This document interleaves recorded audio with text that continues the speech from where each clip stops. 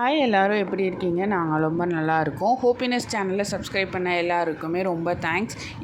இது வந்து first vlog நான் வந்து ஷேர் பண்ணல, அதோட கண்டினியூஸ் விலாக் தான் வந்து உங்களுக்கு வந்து அப்லோட் பண்ணுறேன்.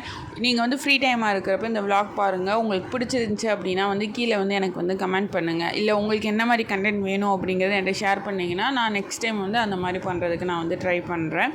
உங்கள் ஃப்ரெண்ட்ஸ் யாராவது இருந்தால் கூட எங்கள் சேனலை வந்து நீங்கள் சப்ஸ்கிரைப் பண்ண சொல்லி இது பண்ணுங்கள். வாங்க நம்ம வீடியோக்குள்ளே போகலாம். இன்றைக்கி வந்து என்னென்னா நான் வந்து ஃபேஷியல் பண்ணலான்னு இருந்தேன். ஏன்னா இந்த வீக் ஃபுல்லாமே எனக்கு வந்து ஒரு மாதிரியே இருந்துச்சு. ஆயில் ரொம்ப சிக்ரிகேட் ஆகிற மாதிரி எனக்கு வந்து ஃபீல் ஆச்சு. அது இல்லாமல் நான் ஸ்கின் கேர் ரொட்டீன் அந்த மாதிரி எந்த ரொட்டீனுமே நான் பண்ணுறதில்ல. எனக்கு வந்து டெய்லி ரொட்டீன் எங்கள் வீட்டில் பண்ணுறதுக்கே டைம் வந்து ரொம்ப கரெக்டாகவே இருந்துச்சு. ஸோ அந்த சண்டே வந்து நம்ம ஃபேஸ்க்கு வந்து ஏதாவது ஒன்று பண்ணியே ஆகணும் அப்படின்னு சொல்லி தான் நான் எடுத்தேன். சரி, அதை வந்து உங்களுக்கு விலாகாக வந்து ஷேர் பண்ணலான்னு தான் இந்த வீடியோ நான் எடுத்துகிட்ருக்கேன். நான் வந்து என்னென்னா பச்சை பயிர் வந்து அதிகமாக யூஸ் பண்ணேன் நான். ஏன்னா என்னோட மேரேஜ் டைம்லனா இருக்கட்டும், அந்த 1 வீக் அந்த மாதிரி தான் இருந்துச்சு. எல்லாருமே என்ன சொன்னாங்கன்னா ஒரு 15 days அந்த மாதிரி ஃபேஷியல்னால் பண்ணிங்கன்னா தான் அன்றைக்கி வந்து க்ளோ கிடைக்கும் அப்படின்னு சொல்லிட்டு. ஆக்சுவலி நான் வந்து 1 வீக் தான் வந்து இந்த பச்சை பயிர் மட்டும் தான் யூஸ் பண்ணிகிட்டு இருந்தேன். குளிக்கிறப்போ மட்டும் யூஸ் பண்ணிகிட்டு இருந்தேன். அவ்வளோ ஒரு பிரைட்னஸாக இருந்துச்சு. சரி, நமக்கு வந்து எது இந்த ஸ்கின்னுக்கு எது செட் ஆகும் அந்த மாதிரினா வேணாம் அப்படின்னு சொல்லிட்டு தான் நான் டேரெக்டாக பச்சை பயிரே நான் போய் பர்ச்சேஸ் பண்ணிக்கிட்டேன். பச்சை பயிறு அதோட ரோஸ் வாட்டர்னால் போட்டு நான் மிக்ஸ் பண்ணி போட்டிருந்தேன். ஒரு 10 minutes நீங்கள் விட்டுட்டு திரும்பி வந்து கோல்ட் வாட்டரில் வாஷ் பண்ணிட்டீங்கனாலே உங்கள் ஸ்கின் வந்து பயங்கர இதாக இருக்கும். நீங்கள் வந்து யூஸ் பண்ணிவிட்டு பாருங்கள் எப்படி இருக்குன்னு எனக்கு வந்து கீழே வந்து கமெண்ட்ஸில் சொல்லுங்கள். அன்றைக்கி வந்து நாங்கள் லஞ்சுனா முடிச்சுட்டு ஈவினிங்காக தான் ஷாப்பிங் போயிருந்தோம். கொஞ்சம் க்ராசரிஸ்னால் வந்து வாங்க வேண்டியது இருந்துச்சு அப்படின்னு போயிட்டுருந்தோம். உங்கள் லைஃப்பில் இது மாதிரி நடந்திருக்கான்னு எனக்கு சொல்லுங்கள். ஆக்சுவலி வந்து நான் வந்து ரைஸ் வாங்கினப்போ அது வந்து பச்சரிசின்னு சொல்லி தான் வாங்கிட்டு வந்தேன். வீட்டில் வந்து எடுத்து வைக்கிறப்ப தான் எனக்கு தெரிஞ்சு நான் வந்து எடுத்துகிட்டு வந்தது பச்சரிசி இல்லை, சம்பா ரைஸ் வந்து நான் எடுத்துகிட்டு வந்துட்டேன் அப்படின்னு சொல்லிட்டு. மேரேஜ் ஆனால் ஃபஸ்ட் டைமும் அப்படி தான் குக்கிங் ரைஸ் எடுத்துகிட்டு வரணும்னு சொல்லிட்டு தான் போனதே நான். என் ஹஸ்பண்டும் அதை வந்து கரெக்டாக நோட்டீஸ் பண்ணலை. நாங்கள் எடுத்துகிட்டு பே பண்ணிட்டு தான் வந்துட்டோம். வீட்டில் வந்து கட் பண்ணி கொட்டி பார்க்குறேன், பயங்கர ஒயிட்டாக இருக்குது அரிசி. என்னடா இது இவ்வளோ ஒயிட்டாக இருக்குதுன்னு பார்த்து அதுக்கப்புறம் முன்னாடி இந்த ஸ்டிக்கர் ஒட்டியிருப்பாங்களா, அதில் நாங்கள் பார்த்தப்போ தான் எங்களுக்கு தெரிஞ்சு நான் எடுத்துகிட்டு வந்து குக்கிங் ரைஸ் இல்லை, நான் பச்சரிசி எடுத்துகிட்டு வந்திருக்கேன் அப்படின்னு சொல்லிட்டு. இந்த மாதிரி இன்சிடென்ட்னா உங்கள் லைஃப்பில் நடந்திருந்தால் எனக்கு வந்து கீழே மறக்காமல் வந்து கமெண்ட் பண்ணுங்கள். இது வந்து நாங்கள் வந்து திங்ஸ்லாம் வாங்கிட்டு வீட்டுக்கு வந்துட்டு அரேஞ்ச் பண்ணிகிட்டு இருந்தோம், எடுத்து வைக்கலாம் அப்படின்னு சொல்லிட்டு.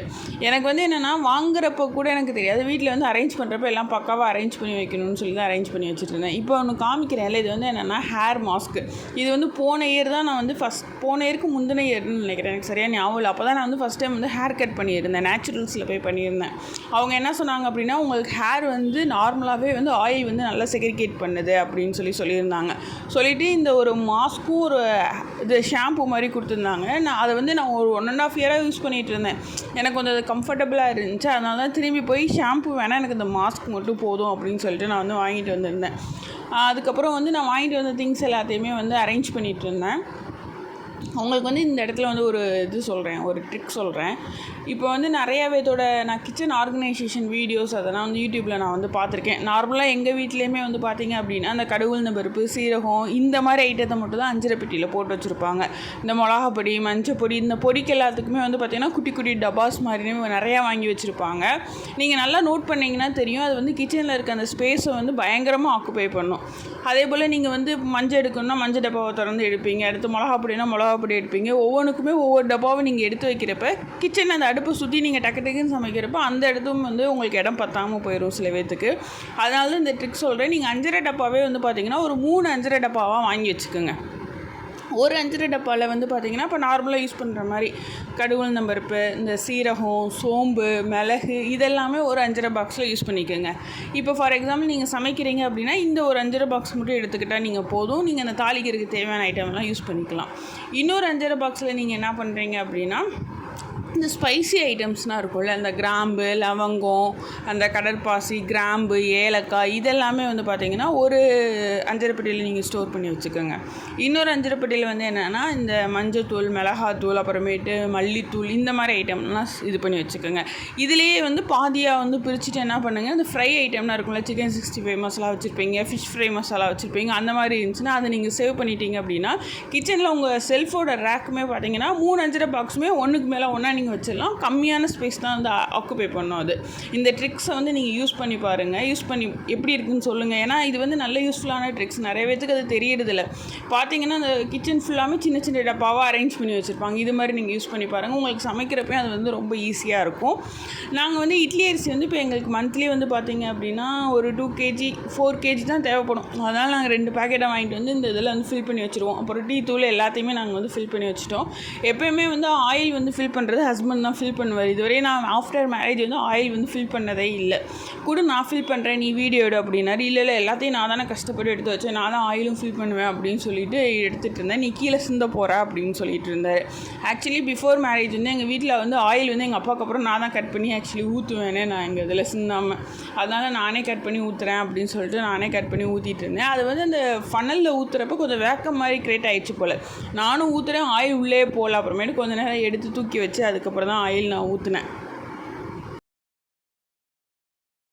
அந்த ஆயில் எல்லாமே நான் வந்து ஃபில் பண்ணிகிட்டு இருந்தேன். இதில் வந்து எங்கள் எலிக்குட்டிகளை வேறு திறந்து வேறு விட்டுருந்தேன். அதுக வேறு வந்து அங்கிட்டு இங்கிட்டு ஓடிட்டு இருந்துச்சு. அதுகளை வேறு கேமராவில் காமிச்சிடக்கூடாதுன்னு அதுக்கப்புறம் ஒன்லி அதெல்லாம் பிடிச்சி போட்டுட்டு அதுக்கப்புறம் தான் நான் ஆயில் எல்லாமே ஃபில் பண்ணி வச்சுருந்தேன். அன்றைக்கி வந்து லஞ்சுக்கு வந்து நான் வந்து ஃபிஷ் குழம்பு தானே வச்சு பண்ணியிருந்தோம். அப்புறம் ஃபிஷ் ஃப்ரையும் வந்து கொஞ்சம் இருந்துச்சு. ஹஸ்பண்ட் என்ன சொன்னேன், தோசை மாதிரி ஊற்றிக்கலாமா இல்லை சோறு வச்சிடலாம், அது நல்லாயிருக்கும், மதியம் மாதிரி சாப்பிட்லான்னு சொன்னேன். ஹஸ்பண்ட் வந்துட்டு இல்லை மீன் குழம்புக்கு இட்லி தான் நல்லாயிருக்கும்னாரு. உங்களுக்கு இட்லி வேணுங்கிறது ஸ்ட்ரைட்டாகவே சொல்லுங்கள், அது என்ன மீன் குழம்புக்கு இட்லி நல்லாயிருக்கும் அப்படின்னு சொல்லிட்டு சரி அப்படின்னு சொல்லிட்டு நான் இட்லி தான் போய் ஊற்றினேன். ரைஸ் வந்து ஒரு ஆள் சாப்பிட்ற மாதிரி இருந்துச்சு. சரி ஆளுக்கு வந்து 5 இட்லி மாதிரி ஊற்றிட்டு ரைஸும் இருக்குல்ல கொஞ்சம் சாப்பிட்றலாம் அப்படின்னு சொல்லிட்டு தான் சாப்பிட்டோம். ஃபிஷ்ஷு துண்டுமே வந்து ஒரு 4 துண்டு இருந்துச்சு அந்த குழம்புல. அதில் கூட நாங்கள் வந்து எனக்கு ஒரு துண்டு, என் ஹஸ்பண்டுக்கு ஒரு துண்டு வச்சுட்டு மீதி 2 துண்டு வச்சுக்கலாம், நம்ம நாளைக்கு நைட்டு வந்து சாப்பிட்லாம் அப்படிங்கிறதுக்காண்டி வச்சுருந்தோம். குழம்பு ரொம்ப கொஞ்சமாக தான் இருந்துச்சு. நாங்கள் வந்து பட்டும் படாமல் கொஞ்சம் கொஞ்சமாக ஊற்றி சாப்பிட்றோம். ஏன்னா நாளைக்கு நைட்டு வேணும்னு சொல்லிட்டு. உங்கள் ஃபேமிலியில் யாராவது கண்டிப்பாக அப்படி ஒருத்தவங்க இருப்பாங்க.